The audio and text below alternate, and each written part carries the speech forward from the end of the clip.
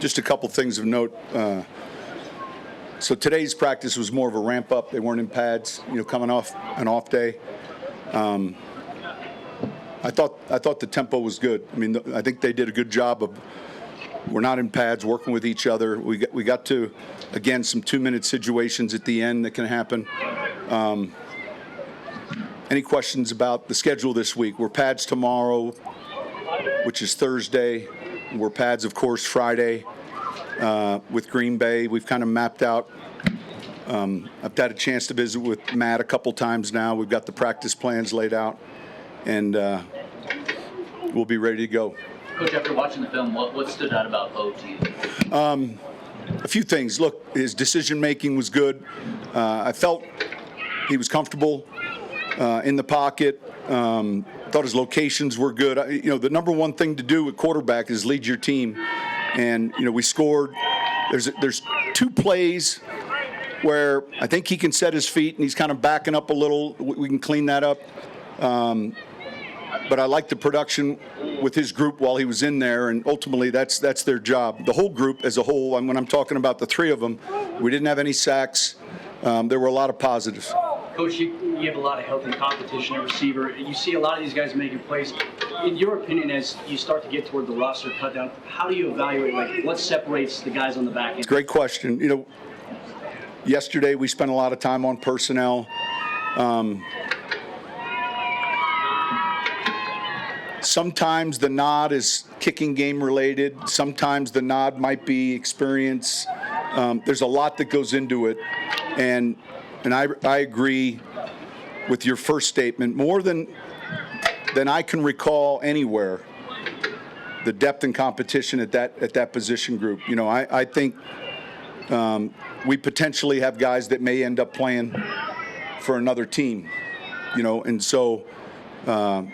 But it's still early in the process. But I think it's a real good question, and it's a reality of just this camp right now, and these guys are working hard, and it's a good problem to have. What did you think of some of the growth Jonah Ellis showed in his game Sunday? Listen, there's some good tape with him. Those guys that are competing at that linebacker spot, Cody, there's a lot of good film to coach off of. I thought we played the run well. There's a number of things we got to clean up, but overall, I think it's good to get him. It's good to get all those guys out here, and then in that type of setting where we're actually tackling. Starting Sunday, does that have any influence on how you do reps in the practice week or on Friday? That's great. Let's wait till this thing flies over.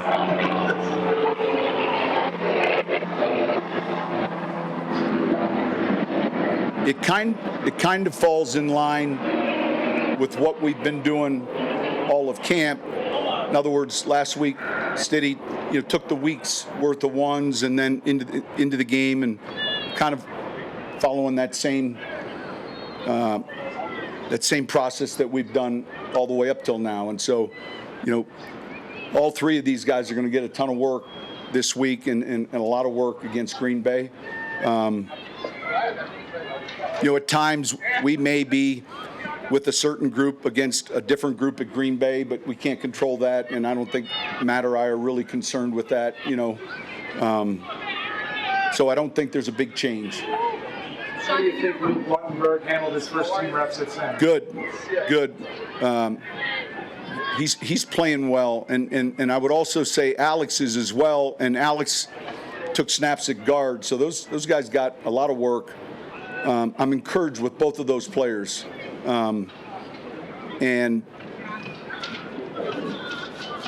the tape for both of those guys was really good.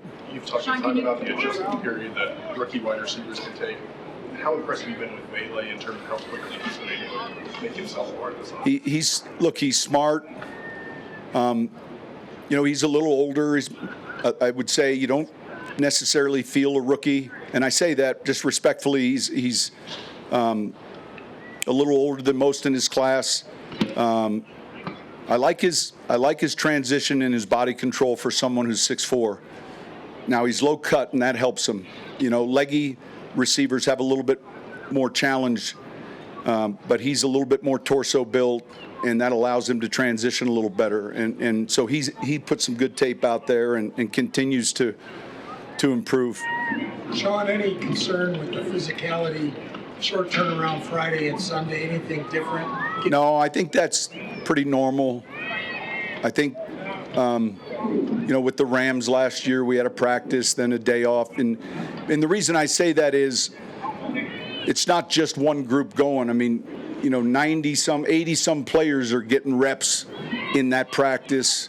And so, and then the same thing with Sunday. It would be much different if we were saying, hey, the ones we're going to do all this work on Friday and all the work in the game, but we're really, chopping that up into thirds, and that's why it works okay. So with Ellis at outside linebacker, what's the biggest growth you've seen since the start? Well, I think just look, his taking on the run, his run fits, and then developing, his rush plan. He was speed, and then he had a counter in college. You saw it, speed with a spin, and then it's adding power to that. It's developing his rush plan, and then certainly taking on the run, whether it's point of attack or backside. When you talk to Matt LaFleur about the joint practice, what are some of the general things you discuss? Well, it starts with just the periods. You start with, like, all right, what do we want to get accomplished? We have a shell, maybe. Each of us have had a number of joint practices. We sent over a rough shell. Then they looked at it. He had some tweaks that we wanted to change. Because we're only with them once, if you recall last year with the Rams, we had 2 days. So one day we focused more on punt, the other day kick return. In this practice, we've got 2 periods. One will be KOR, kickoff, and the other will be punt return. And so we'll get those 4, field goal. And then there's just some nuances within the periods. And then logistically, things like, hey, where's their sideline? And we put them, the team that comes in, we put them in the middle, the neutral ground, as they would say in the South. They're in the middle, and then we would take this far sideline if it's a drill on this period, and we'd take the other far sideline. Just organizational things. And he's got a field map in front of him. He's looking at our facility, and so all of those things, so it would be the periods in practice of what we're doing, how we're rotating, and then the logistics in doing it. Sean, you're coaching. Go ahead. Can you provide updates on injuries? We just saw Jalen in the release today for Lucas and Art on Sunday. Yeah, so, look, Art had a concussion. The good news is, look, it's I don't want to use the word a mild concussion, but the symptom scores are better for him. There's a good chance that he won't go this week, and then we feel strongly he'll be ready to go next week. The next one was who? Lucas. Lucas should be fine. He's got a toe. We'll see how he is tomorrow. And then we have a number of guys that didn't play in the game. I don't want to go through them all, but we feel somewhat positive that all of them will be involved this week and getting work against Green Bay. And that's like I'm talking about 3 or 4 players. So when you're coaching situations like the end game situation there, how much work does it take you to kind of get them to recalibrate their brains to where, like you're saying, sometimes an incompletion isn't a bad play and is better than that 2-yard pass? Well, there's over 500 2-minute situations, and the first thing is when the drill starts, I think it's helpful if they know advantage who. If I put the ball on the 30 with 28 seconds left, need a touchdown, 1 timeout, advantage defense. So let's not have, in other words, we're going to defend that way to some degree. Now, if I put the ball on the 40, like I did today, I didn't give many timeouts, and they needed a field goal. Analytically speaking, it would probably be down the middle, maybe tilted a little towards the offense, if 35-yard line. And so understanding at the beginning of the drill. Now, at the end of the half, we eliminate the term gotta. We don't gotta do anything at the end of the half. We understand how much time's left. Last week, we got in a situation, our goal was to get the ball back. I used some timeouts. So we had time when they kicked off, and our goal there was field goal. Now our goal here was field goal, and both of those groups all of a sudden got within range with enough time, and now I'm recalibrating how do we score possibly and avoid overtime. But I think you have to repeat it over and over again, articulate it, so that they become comfortable with it. And ultimately, you want them thinking like you as best, and the whole team. If there's no timeouts and we need a field goal, we're ready for hurricane. And that's the run the field goal unit out there. And you might go a season without doing that, or you might go to Buffalo and do it at the end of the half and the end of the game. You just don't know. Some of these situations are going to come up 5 times in a year. Some of them might come up once in 5 years. And we spent a lot of time last week on no-brainer freeze, 4th down and short. I showed them a number of tape clips, and where it meant the difference. We're at Cincinnati. We're down on the 12. It's 4th and a yard and a half. We're down 3, 38 seconds left in the game, and this is going to go into overtime. And so we're going to kick this field goal this past weekend. We'll take the delay of the game and back it up, kick the field goal. It'll be tie. And yet in Cincinnati, we got them to jump. The very next play, we throw a touchdown to Colston, and we end up winning the game. And it kind of unfolded a little bit this week. I mean, it wasn't the end of the game. There was 5 minutes and change, but they jumped very shortly after we scored, and the game ended, and I think we were up 4. Now, if they don't jump, we kick the field goal, and we're still playing. It's tied, and so that was one situation that came up in the preseason. And then you can show film. I can think of 5 examples where we won the game because of that. And then let's not be on the other side of it. When they jumped, I turned to DJ and the defensive lineman and started yelling at them. Like it was them that jumped. And I just want them tuned into, there's so many of these games are won and lost. It's a 3-hour game in a unique situation. And if you handle it correctly, you give yourself a chance, and if you don't, then you end up probably on the losing end of some of those. Sean, what did you see with Riley and DeMar both got that together? That was good. They got a lot of work. This week, Pat, we think will be back, so we'll push those guys back and forth. They're both playing well. That's the good news. Sean, just Go ahead. logistically, I know quarterback's always the big talk, but do you want to make starter decisions after this week, or does it still play out as you go into the third? I think, look, there's some of those decisions that are easy and that we've made, that, in other words, I can tell you who the right guard's going to be. That's easy. All right. But I think we're having those discussions. I'll ask the question constantly in the staff meeting, if we're playing tomorrow, how do you see it? And if we're playing tomorrow, how do you see the final receiver cut down? If we're playing tomorrow, how do you see? We discuss those things, and pretty regularly. And then it gives you a better idea. At 53, you'd say realistically we might be on my paper up there, 44, and then this next 9.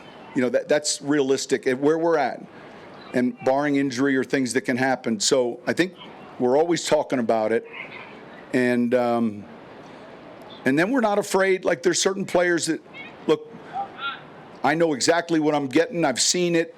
Let's make sure we get more from this guy, because I know the evaluation I have on the other guy. And so trying to get those reps, trying to get those snaps with the right groups for guys that are part of that mix in competition, we spend a lot of time on that.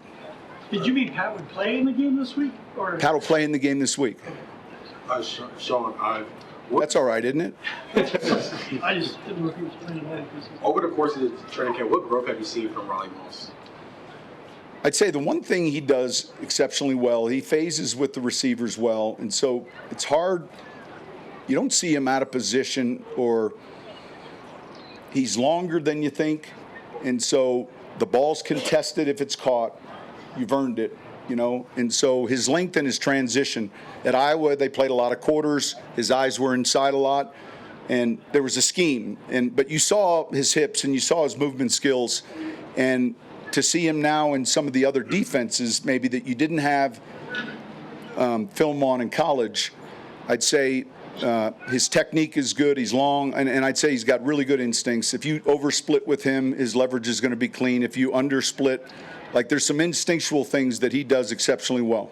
With Zach Wilson, obviously having played the most of those three guys in the NFL, I guess what have you seen him sort of taking the coaching that you want? I felt his reps in the game were really good. I mean, number one, there's a poise because he's been there.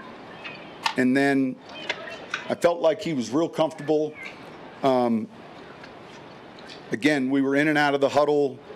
You know, there was no clock issue. I mean, all of that was smooth, but then his decision making, and he's aggressive. I like that he's going to take shots. He's got a good live arm. I thought he had a real good game, and I'm encouraged. You know, I like what I'm seeing, and that's, you know, one of the pluses about bringing someone like him in here. You know, that position's so important, and look, the focus on Bo, understandably so, is when you draft a quarterback in the first round. Like, every one of us recognizes the significance of getting that position settled and having that position who we feel like we can win with, and then because when that's unsettled, then it's tough on your team. And so, but I like the way he played, and I mean, you felt it on the sidelines. You felt, you know, experience, just poise. You know, even in the timeout where we're going to try to draw them off sides, I gave him a hard time. You know, can your squeaky voice get these guys off sides? You know, like I just challenge him. I've never heard your hard count yet. Let's see. And then, so we did it. But it's a good group to work with, and I know the offensive coaches feel that way. I feel that way. I like where we're at right now, and that's encouraging for our team. That's encouraging for the team. Because when that's unsettled and maybe not as far along, then there's a lot of things you can do well, and yet the team sees that there's a ceiling maybe on what you can do. Coach, with your first look at live reps at kickoff and kickoff cover, the new rule, what did you make of the body type, the personnel, the returner? Yeah, I still think speed's going to be key because that happens quick. You know, getting into the hole happens quick. I'd say the backside pursuit, we were talking, Ben and Mike and Chris, the backside angles happen fast. And now we're in preseason, so I'm sure there's some schemes that teams are holding, you know, or not necessarily showing. But I think catching that kickoff, and we saw a lot of conventional, then we saw a handful of 5-irons, but in the conventional kick, catching that with a forward body lean, different than catching a punt. But when you're catching a kickoff, man, you can't be catching it with the back foot planted. You've got to catch it with that forward body lean so you can get into that return. I think these holes and these openings, they're like, and so you got to get into them fast. You're still going to be looking at speed. And then you're going to be looking at IQ, and we saw the Kansas City game. You know, and I think there was a lot of question as to what that rule was, and it ended up being a safety. So the IQ and the speed, those are going to be important. And how much of a separator can that be for someone like Jalen Burville, who showed that tendency? Yeah, listen, for all of these guys, you're trying to say, hey, what can they do if they? It's one thing to cut to 53, but then you're getting ready for Seattle. So when you cut to 53, you're talking about, is he active week 1 or inactive? And so you have a first vision and a second vision. All of that is discussed.